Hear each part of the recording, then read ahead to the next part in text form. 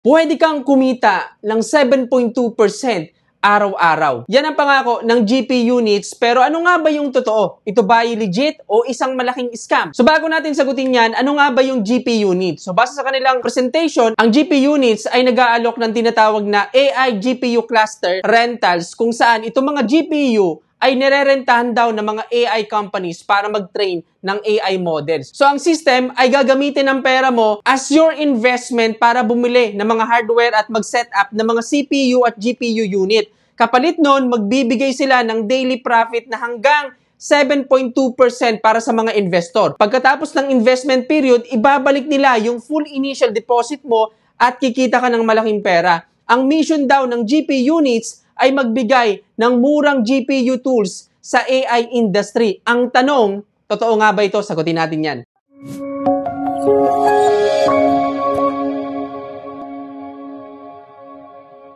Ang tanong, totoo nga ba ang GP units ay may mga AI companies na nagrerenta sa mga GPU system nila? Totoo ba na ang kinikita ng mga investor dito ay galing sa binabayad ng mga AI companies? At totoo nga ba na legit ang GP units? Ang sagot po sa lahat ng yan ay hindi. Hindi totoo na mayroong GPU system na nagrerenta ng mga AI companies. Hindi rin totoo na mayroon silang kliyente na mga AI companies. At hindi rin totoo na bumibili sila ng mga GPU system para parentahan sa mga AI companies. Ibig sabihin, hindi totoo na ang GP units ay nakakapag-generate ng revenue galing sa mga AI companies. Dahil ang totoo, lahat ng kinikita ng mga investor sa loob ng GP units ay galing lang sa pera ng mga bagong pasok na recruit na nag-invest din sa platform na ito. So ang GP units ay isang malaking modus lang na hindi na bago, okay? Luma na po ang ganitong klase ng modus. Ang GP units ay isang malaking scam dahil hindi GPU rental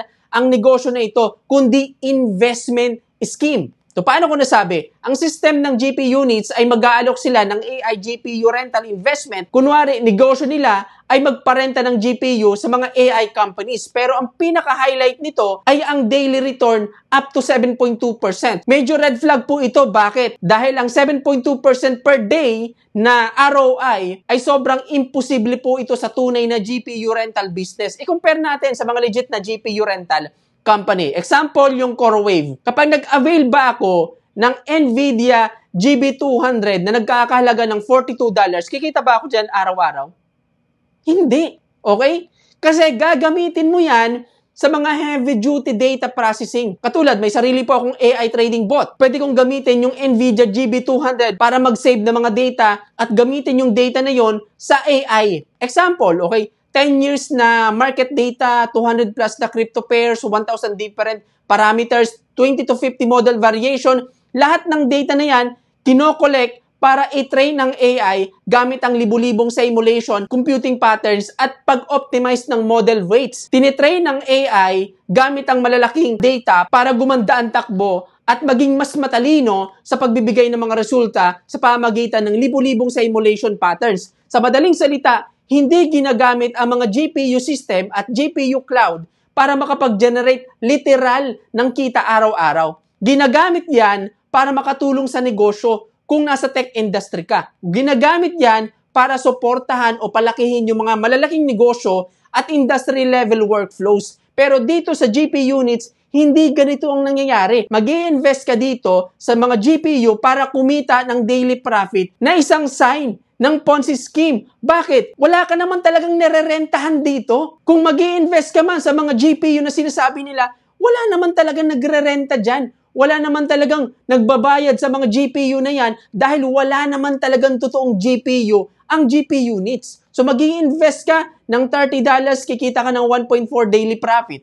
Habang lumalaki yung investment mo, lumalaki rin yung daily profit percentage na pwede mong makuha. Lahat ng ito ay sign ng scam na platform. Ito ay fake na GPU system at isang malaking modus lang para makalikom ng pondo para makapang-scam ng sandamakmak na tao. Ngayon, kung fake na GPU rental ang GPU units at isang malaking modus lang, bakit merong mga kumikita? It's a Ponzi scheme. Ibig sabihin, lahat ng kita mo dito ay galing lang sa mga ini-invest na pera ng mga bagong recruit. Yung inilagay mo na pera dito, pinambabayad lang yan sa mga taong nauna sa'yo. At ang ganitong klase ng modus ay nabubuhay lang sa dami ng taong bagong recruit. At sa bandang huli, mawawala ito na parang bula. So bakit modus? Bakit scam? At bakit ko nasasabi na itong GP unit sa isang Ponzi scheme? Una, mathematically impossible. Kasi sa isang negosyo, especially investment, na kikita ka ng 7.2% o kahit sabihin natin na 1.4%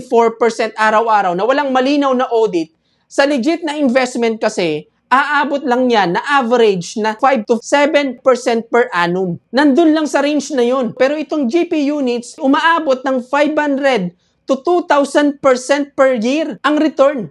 Na napaka-imposible sa isang legit na investment. Too good to be true ito. Bakit? Dahil kung totoo ito, sana lahat ng tao multimilyon na sa loob lang ng isang buwan. Walang ganun na negosyo, kapatid. Walang ganun na investment na maglalagay ka lang ng pera, then kikita ka na nang walang kahit anong produkto, walang kahit anong pinagkukunan ng pera. Okay, pangalawa, walang tao mga nagpapakilala na involved dito. Walang director, walang nagpapakilala na mga nagtatrabaho, walang LinkedIn company profile, walang data center location, walang hardware serials, lalong-lalo walang audit. Yung pinapakita nila ditong address, fake.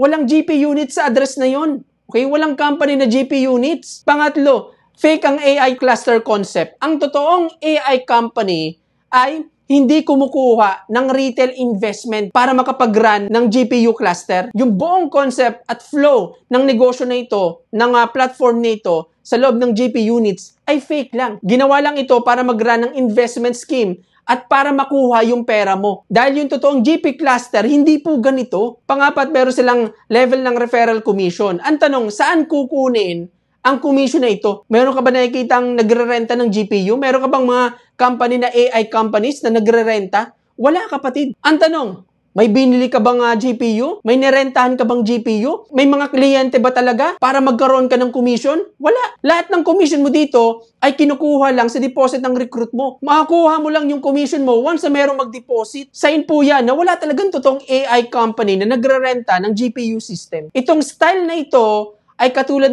lang ng mga nagsara na ng mga scam company katulad ng Bitero, Pegasus, iEarn, COTP, cloud mining scam, AI trading scam. At pwede mong panoorin yung mga video ko dito sa YouTube dahil marami na po akong ganitong klase ng sistema na na-review at nagsara at hindi po nagtagal. Bakit? Dahil yung ganitong klase ng sistema ay isa pong malaking scam. Okay, panglima, yung ASIC certificate, image lang ito, kapatid. Hindi ito proof para masabi na legit. Kumbaga, pang-uto sa mga bago. Okay, pang-anim, yung financial claims na sinasabi sa PDF na company capital na 435 million Australian dollar. Walang evidence ang claim na ito. Bakit? Walang secondary license para masabi na meron talagang totoong ganitong capital. Wala naman silang license na isang silang broker. Walang financial institution na license. At lalong-lalo na, wala silang external audit para mapatunayan ito. Kumbaga, walang third-party verification ng claim na ito na meron talagang ganitong capital. Pangpito, hindi transparent sa lahat ng bagay ang company na ito. Sa system, sa location, sino-sino ba yung namamalakad nito, location ng GPU, pangalan ng data center, wala. Walang kahit anong provider. Pangwalo, yung domain name bagong-bago. Kailan lang ginawa? December 5, 2025. Ibig sabihin, itong platform nito ay mawawala din ito na parang bula. Hindi natin alam. Baka 3 months from now, 6 months from now.